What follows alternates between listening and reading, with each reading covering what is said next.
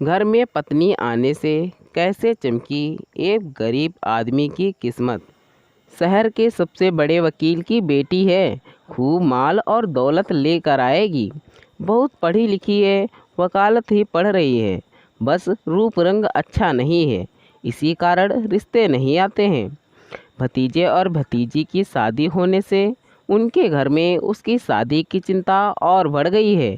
अब तो जो भी रिश्ता आ जाए वही सर आंखों पर रख लेंगे वो सब। मेरी मान अपने बिरजू का रिश्ता कर दे, बहुत फ़ायदे में रहेगी। दुआएं देंगी मुझे तू कि कैसे भाग्य पलटवा दिया मैंने। ऐसे रिश्ते बार बार नहीं आते हैं। शरीफ घराना, मालदार पार्टी, पढ़ी लिखी नेक लड़की, और क्या चाहिए तुझे। बिरजू तेरा ना शक्ल और सूरत का अच्छा है, ना पढ़ा लिखा है, 8वीं भी ना कर पाया, और काम धंधा भी कुछ नहीं है। जरा गौर करना इस रिश्ते पर। रानी बुआ पान चबाते हुए बिरजू की माँ पर रिश्ता करने का दबाव बनाते हुए बोली। वो तो सब ठीक है, पर मुझे और बिरजू को सुंदर लड़की चाहिए। बिरजू की माँ मिमियाते हुए बोली, लेकिन लालच उसकी आंखों में साफ दिखने लगा था। ठीक है तो फिर, सुंदर लड़की के घर वाले ऐसे लड़के के साथ कभी रिश्ता नहीं करते हैं। मैं चलती हूँ। खूबडोस के ईश्वरलाल ने भी अपने लड़के के रिश्ते ढूंढने को कह रखा है मुझसे। मैं ये रिश्ता वहाँ लगवा देती हूँ। वो तो तू मेरी छोटी बहन जैसी है, तो सोचा पहले तेरा ही भला करवा दूँ। रानी बुआ मुँह बनाते हुए बोली। अच्छा अच्छा ठीक है, इतना नाराज़ क्यों हो जाती हो। जाओ चलवा देना ये रिश्ता, लेकिन मेरे पास तुम्हें देने के लिए कुछ नहीं है, ये याद रखना। बिरजू की माँ लीला रानी से जान छुड़ाते हुए बोली। अभी नहीं है, बहू आने के बाद तो बहुत कुछ आ जाएगा। अरे वो नक्शा बदल देगी तेरे घर का, बस एक सोने का सेट दे देना। रानी बुआ भी इस रिश्ते से अपने हाथ बनाने में लगी थी। ठीक है, लीला ने हामी भर ली। बस तो ठीक है, मैं कल ही जाकर उनको बिरजू का रिश्ता दे आती हूँ। बस मैं वहाँ जाकर लड़के के गुणों के बारे में जो कहूँ, तू भी वही सब शादी होने तक दोहराती रहना। बस किसी तरह एक बार शादी हो जाए। रानी बुआ की आंखों में भी लालच की चमक तैर रही थी। अरे बिरजू, आज रानी बुआ आई थी, तेरा एक बड़े अमीर घर से रिश्ता लेकर आई थी। मैंने हाँ कह दी है। कल वो जाकर लड़की वालों को रिश्ता दे आएगी। लीला ने अपना फैसला बिरजू को सुनाया। ठीक है माँ, तेरी जो मर्जी आए कर, मुझे इन सब से कोई मतलब नहीं है। तू जान, तेरी होने वाले बहू के घर वाले जाने। बिरजू अजीब सी उकताहट के साथ बोला। लड़का बहुत शरीफ है और 12वीं पास है। खानदानी लोग हैं, लेकिन गरीबी के कारण पढ़ाई छोड़नी पड़ी। बड़ा होनहार लड़का है, माँ को हाथों पर रखता है। हाँ, आपकी और उनकी हैसियत में ज़मीन आसमान का फ़र्क है, लेकिन ख़ानदान और शराफत में आपके टक्कर के ही हैं। आपको अगर कोई एतराज़ नहीं हो तो मैं आपकी लड़की के लिए वहाँ बात करूँ। रानी बुआ सुबह होते ही लड़की वालों के यहाँ बिरजू का रिश्ता लेकर पहुँच गई थी। ठीक है, आप जाकर उनसे बात कीजिए और लड़के की माँ को हमारे यहाँ आने का न्योता भी दे दीजिए। लड़की की दादी ने कहा। जी ठीक है, मैं आज ही जाकर उनको बता देती हूँ।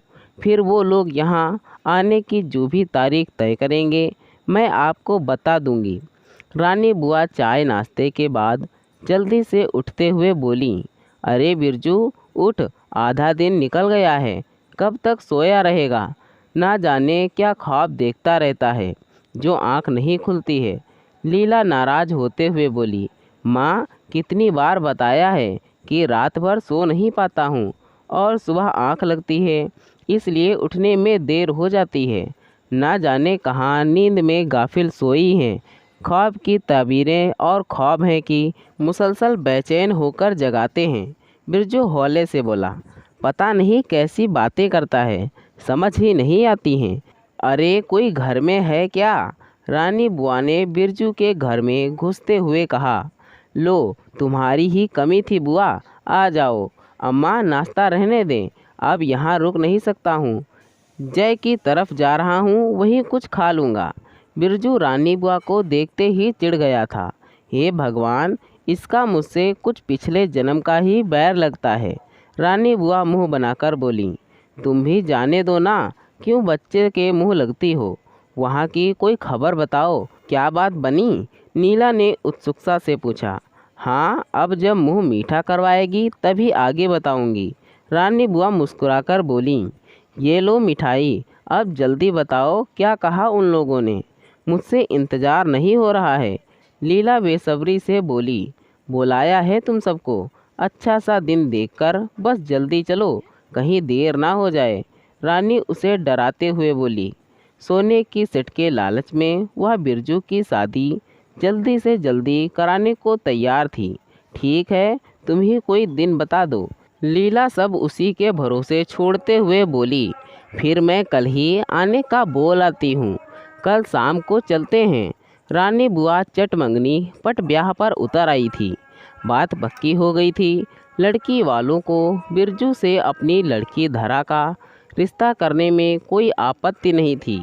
उन्होंने अपनी तसल्ली के लिए अपनी तरफ से सारी खोजबीन करा ली थी, जिसमें उनको बिरजू की पढ़ाई लिखाई के बारे में भी पता चल गया था और रानी बुआ की भी हकीकत पता हो गई थी। 1 महीने बाद शादी तय हुई थी। 2 दिन बाद मंगनी थी, लेकिन बिरजू कुछ परेशान था। उसे ये समझ नहीं आ रहा था कि इतनी पढ़ी लिखी और अमीर लड़की उसे शादी करने को तैयार है। आखिर क्या बात होगी। मन तरह तरह की आशंकाओं से घिरा था। रानी बुआ को भी वह अच्छी तरह जानता था और माँ को जो जैसी पट्टी पढ़ा दे, माँ बिना सोचे समझे उसी की हो जाती हैं। मन ज़्यादा परेशान हुआ तो जय की तरफ चला आया। यार, मन बहुत विचलित है। 2 दिन बाद मंगनी है। लड़की वाले शादी का सारा खर्च कर रहे हैं। एक पूरा फ्लैट सामान से भरकर मेरे नाम कर चुके हैं। शादी वाले दिन शादी होके धरा वहीं जाएगी और हम सब भी। हमारे घर को वो एक फार्म हाउस बना रहे हैं, जिससे मेरा रोज़गार भी हो जाए। मुझे कुछ समझ नहीं आ रहा है कि क्या हो रहा है। रानी बुआ के बारे में सब जानते हैं, कैसे फालतू रिश्ते कराती है। माँ को जो जैसी सिखा दे, माँ उसी की हो जाती हैं। लड़के वालों ने हमारे रिश्ते में पता नहीं क्या देखा जो फ़ौरन तैयार हो गए। माँ को मैंने बताया हुआ था कि कहीं भी शादी कर दें, बस लड़की सुंदर हो, और धरा बिल्कुल भी सुंदर नहीं है। इसलिए शायद वो सब मुझ पर इतने मेहरबान हो गए हैं। यार जय, सारी ज़िंदगी लड़के वालों का गुलाम ना बन जाऊं। बिरजू बहुत उदास होकर बोला। उसे लग रहा था कि उसकी माँ ने रानी बुआ के साथ मिलकर उसे लड़की वालों को बेच दिया है। बिरजू अपने दिल से इतने वहम निकाल दे, सब ठीक होगा यार, परेशान नहीं हो। बस एक बात ज़रूर याद रखना कि ये नए रिश्ते बहुत ईमानदारी से निभाना। माँ और रानी बुआ के खेल से आजीज आकर कभी भी तू भाभी के साथ बुरा नहीं करना। और जहाँ तक इतना सब कुछ देने की बात है, तो मुझे लगता है कि ये सब भाभी की गृहस्थी सुखी बनाने का ही प्रयास है। तुझे खुले दिल से भाभी की खातिर ये सब अपनाना होगा। और हाँ, बाकी सब भूल जा और खुशी खुशी शादी की तैयारी कर। जय उसे बड़े बुजुर्गों की तरह समझाते हुए बोला। तू सही कह रहा है। बिरजू उसकी बात से सहमत था और कहीं ना कहीं खुद को आगे आने वाले हालात के लिए तैयार कर चुका था। शादी बड़ी धूमधाम से हो गई थी। नई बहू बिरजू और उसकी माँ के साथ अपने घर आ गई थी। विवाह के बाद की सारी रस्में भी अच्छी तरह से हो गई थी। लीला बहू के आने से बहुत खुश थी। उसे धरा बहुत अच्छी लगी थी। धरा भी बहुत खुश थी। धरा, लाल रंग तुम पर बहुत अच्छा लगता है। बिरजू ने धरा को देखकर कहा। अरे, मेरी बहू है ही इतनी अच्छी, सारे रंग इस पर अच्छे लगते हैं। भगवान हमेशा खुश रखे मेरे बच्चों को। लक्ष्मी जी और सरस्वती जी का आशीर्वाद है मेरी बहू। लीला धरा को गले लगाते हुए बोली। हाँ अम्मा, तू सही कह रही है। घर से लेकर रोजगार सभी धरा के जरिए भगवान ने हमें दे दिया है। काश मैं धरा को अपनी तरफ से कुछ अच्छा उपहार दे पाता, जिसे मैंने धरा के लिए कमाया होता। बिरजू उदास हो गया था। अरे कैसी बातें कर रहे हैं आप। आपका प्यार और आपका दिया गया सम्मान मेरे लिए बहुत बड़ा उपहार है। हर वक्त हर कोई मुझे मेरे सांवले रंग पर ताने मारता था।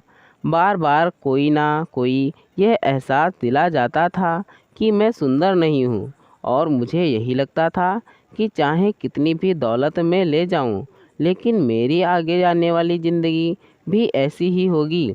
लेकिन आप दोनों से मिले प्यार और सम्मान ने मेरी ज़िंदगी बदल दी है।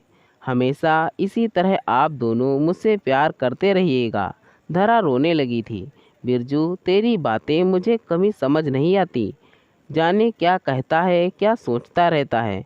बस कर, रुला दिया मेरी बच्ची को। धरा, मैं और बिरजू हमेशा तुम्हें ऐसे ही प्यार करते रहेंगे। ये सच है कि रानी बुआ के बहकावे में आकर मुझे माल का लालच आ गया था, पर बेटी, तेरी विनम्रता, तेरा सलीका, तेरी देखभाल देखकर मुझे ऐसा लगा जैसे मेरी बेटी की कमी पूरी हो गई है। अब मुझे फ़र्क नहीं पड़ता कि ये दौलत रहे या ना रहे। मुझे हीरा जैसी धरा मिल गई है। लीला उसे गले लगाते हुए बोली।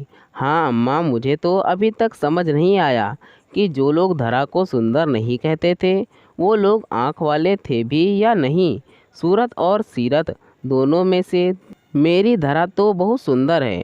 बिरजू बहुत सादगी से धरा को देखते हुए मुस्कुराकर बोला।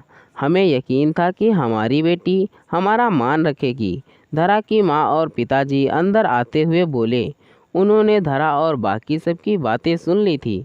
अरे माँ, पिताजी, आप लोग अचानक यहाँ? हम आपकी तरफ ही आ रहे थे। बिरजू ने दोनों के पैर छूकर कहा। हाँ बेटा, बस तुम्हारी माँ धरा का घर देखना चाह रही थी। शादी के बाद आई ही नहीं थी। बहुत अच्छा किया बहन आपने। आपकी बेटी का घर है, जब चाहें आप लोग आ सकते हैं। लीला धरा की माँ से गले मिलते हुए बोली। और बिरजू बेटा, फार्म हाउस पर सब ठीक है? जी पिताजी, सब ठीक है। मैंने वहाँ जाना और उसे देखना शुरू कर दिया है, बिरजू ने बताया। अरे वाह, ये तो बहुत अच्छी बात है। मेरी दुआ है कि खूब तरक्की करो और खुश रहो। धरा के पिताजी ने उसके सिर पर हाथ रखकर आशीर्वाद देते हुए कहा। कुछ देर हंसी मजाक और दूसरी ज़रूरी बातें करने के बाद धरा के माँ पिताजी चले गए थे। शाम होने को थी। खाना बनाने वाले को रात के खाने में क्या बनाना है समझाकर धरा अपने कमरे में चली आई। बिरजू खिड़की के पास खड़ा निकलते हुए चांद को देख रहा था। धरा उसके पास चली आई। क्या बात है, बड़े ध्यान से चांद को देखा जा रहा है? हाँ, देख रहा हूँ कि कितना उतावला है ये चांद चांदनी से मिलने के लिए। संग जो देखे थे हजारों ख्वाब, वो पूरे करने के लिए। कोई तो हो जो बता दे मुस्कुराते हुए चांद को, जाकर चांदनी करके मुकम्मल ख्वाब देगी आज उसे लाकर। ये क्या कह रहे हैं, मुझे कुछ समझ नहीं आया। धरा हैरान होते हुए बोली। कुछ नहीं, तुम नहीं समझोगी, छोड़ो। और माँ को अक्सर सुना ही होगा, कहते रहती हैं ना, मेरी बातें उसे समझ नहीं आती। क्या बोलता हूँ, क्या सोचता रहता हूँ। बिरजू मुस्कुराते हुए खिड़की से हटते हुए बोला। अच्छा, एक बात कहूँ आपसे, आप अपनी पढ़ाई फिर से शुरू कर दीजिए। शादी हुए 2 महीने हो चुके हैं, सब रस्में भी पूरी हो गई हैं। आपने फार्म हाउस पर जाना भी शुरू कर दिया है। आप अपनी पढ़ाई वापस शुरू कर सकते हैं। आजकल घर से ही पढ़ाई करने के बहुत सारे आसान रास्ते हैं, जिससे हमारी जिम्मेदारियां कभी प्रभावित नहीं होती हैं। फिर माँ को मुझे बहुत अच्छा लगेगा, धरा हिचकते हुए कह रही थी। उसे नहीं पता था कि बिरजू किस तरह से इस बात का जवाब देगा। आपका हूँ, जो मर्जी है आपकी, बिरजू हंसते हुए बोला। क्या सच? तो क्या मैं कल ही आपके फार्म भर दूँ? धरा बहुत उतावली हो रही थी। बिल्कुल, मैं पूरी मेहनत करूँगा। बहुत धन्यवाद धरा, हर कदम बढ़ने के साथ एक और खुशी दे जाती हो। मैं कब तुम्हारे लिए कुछ कर पाऊँगा। बिरजू फिर उदास हो गया था। आप मेरे माँ पिताजी को बेटे की तरह सम्मान देते हैं। फार्म हाउस अच्छी तरह संभाल लिया है, मेरी खातिर कार भी चलाना सीख लिया। अब आगे पढ़ने को भी दिल से तैयार हैं। क्या कुछ नहीं कर रहे हैं आप मेरे लिए? अब कभी ये बात नहीं कहिएगा, मुझे दुख होगा। धरा बनावटी गुस्से में बोली तो बिरजू मुस्कुरा दिया। ठीक है, नहीं कहूँगा। सब हंसी खुशी चल रहा था। एक दिन लीला मंदिर गई हुई थी और बिरजू फार्म हाउस पर था। अचानक धरा की तबीयत बहुत खराब हो गई थी। उससे खुद को संभाला नहीं जा रहा था। वो ना तो गाड़ी चलाकर डॉक्टर के पास जाने की हालत में थी और ना ही बिरजू को फ़ोन कर पा रही थी। ज़्यादा हालत बिगड़ने से वह बेहोश होकर गिर पड़ी। तभी जय किसी काम से बिरजू से मिलने आया था। संयोगवश घर का दरवाज़ा खुला था तो वह अंदर आ गया। उसे धरा अपने कमरे के दरवाजे पर बेहोश मिली थी। उसने फौरन एम्बुलेंस को फ़ोन लिया और बिरजू को भी फ़ोन करके बता दिया। एम्बुलेंस में वह धरा के साथ था। क्योंकि हॉस्पिटल में ही था, इसलिए आधे घंटे में धरा की जांच शुरू हो गई थी। बिरजू भी हॉस्पिटल पहुंच गया था। उसे समझ नहीं आ रहा था कि अचानक धरा को क्या हो गया। थोड़ी देर बाद धरा के भाई, माँ, पिताजी और बिरजू की माँ भी हॉस्पिटल पहुंच गए थे। बिरजू और धरा की माँ रो रो कर अपने हाल खराब किए हुए थी। किसी को कुछ नहीं पता चल पा रहा था कि क्या हुआ है। लगभग 2 घंटे के जानलेवा इंतजार के बाद डॉक्टर ने आकर पूछा, बिरजू कौन है? डॉक्टर, मैं हूँ। मैं धरा का पति हूँ। क्या हुआ है उसे? बिरजू ने बहुत परेशान होते हुए पूछा। वो बिल्कुल ठीक हैं, लेकिन अगर ज़रा भी देर हो जाती तो आपके बच्चे को हम बचा नहीं पाते। फ़िलहाल वो दोनों ठीक हैं। बाकी सारी डिटेल्स सिस्टर आपको बता देंगी। आप अपनी पत्नी से मिल सकते हैं। डोंट वरी, सब ठीक है, कहकर डॉक्टर चले गए। बिरजू दौड़कर धरा के पास पहुंच गया। धरा, ये सब कैसे हुआ? तुम ठीक हो ना? और डॉक्टर क्या कह रहे थे? हमारा बच्चा? बिरजू खुशी से रोने लगा था।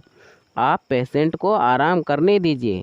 अभी काफ़ी वीक हैं, माँ बनने वाली हैं। लेकिन इन्होंने बुखार के लिए जो मेडिसिन लेनी थी, उस दवाई को हम इस स्थिति में नहीं देते हैं। इससे इनकी तबीयत खराब हो गई थी, पर समय से इनका इलाज हो गया है। अब दोनों सुरक्षित हैं। आपको आगे इनका बहुत ख्याल रखना होगा। सिस्टर धरा को मेडिसिन खिलाकर चली गई। मैं ठीक हूँ, आप परेशान नहीं हो, धरा धीमी आवाज़ में बोली। तुम आराम करो, अब मैं ठीक हूँ। बिरजू उसके सिर पर हाथ फेरते हुए प्यार से बोला। थोड़ी देर बाद दवाई के असर से धरा सो गई तो बिरजू बाहर आ गया था। बाहर सब परेशान थे। बिरजू ने आकर सारी बात बताई। सब बहुत खुश थे। जय, आज फिर तूने मुझे बर्बाद होने से बचा लिया। बिरजू रोते हुए जय के गले लग गया। बस कर, भगवान का शुक्र है कि भाभी ठीक है। तूने तो मुझे भी रुला दिया। जय भी रो दिया। अच्छा बच्चों, हिम्मत से काम लो। शुक्र है कि सब ठीक है, धरा के पिताजी ने दोनों को चुप कराते हुए कहा। धरा 3 दिन के बाद घर आ गई। धरा के लिए एक नर्स घर पर उसकी देखभाल के लिए लगा दी गई थी। लीला और बिरजू उसकी देखभाल में कोई कमी नहीं छोड़ रहे थे। 1 महीने की अच्छी देखभाल से धरा ठीक हो गई थी, लेकिन लीला और बिरजू अभी भी उसका बहुत ख्याल रख रहे थे। अब मैं बिल्कुल ठीक हूँ, मेरा इतना ख्याल नहीं रखिए माँ। दिन भर मेरी देखभाल करती हैं और आप भी फार्म हाउस पर इतनी मेहनत करके आने के बाद आराम करने की बजाय मेरी देखभाल में लग जाते हैं। धरा ने उदास होते हुए बिरजू से कहा, जो उसके लिए सेब काट रहा था। फार्म हाउस पर काम नौकर करते हैं, मैं सिर्फ उनको देखता हूँ। इस वक्त तुम्हारा और माँ का ख्याल रखना मेरी पहली जिम्मेदारी है।